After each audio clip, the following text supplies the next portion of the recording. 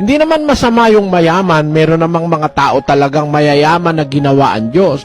Pero yung mayayaman, inuutusan ng Diyos na wag ipon lang ng ipon, dapat nagbibigay ka naman sa mahihirap. Pakinggan mo sa unang Timoteo 6:17. Ang mayayaman sa sanglibutang ito ay pagbilinan mo, na huwag magsipagmataas ng pag-iisip, at huwag umasa sa mga kayamanang di nananatili, kundi sa Diyos na siyang nagbibigay sa ating sagana ng lahat ng mga bagay upang ating ikagalak. Maliwanag yun na yung mayayaman, ang aral, wag lang mag-iipon ng mag-iipon, dapat nagbibigay din.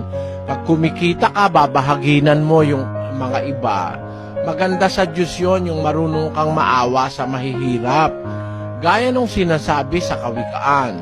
Ganito ang ating mababasa sa Kapitulo 19 at versikulo 17. Ang naaawa sa dukha ay nagpapautang sa Panginoon, at ang kanyang mabuting gawa ay babayaran sa kanya uli.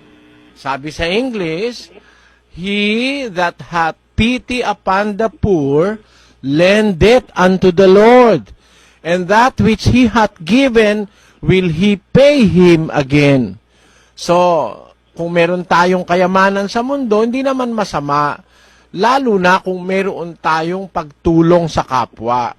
Ang masama yung magiging maramo tayo, atin lang lahat ng kayamanan natin para lang sa atin, wala na tayong iniisip na makagawa ng mabuti sa kapwa.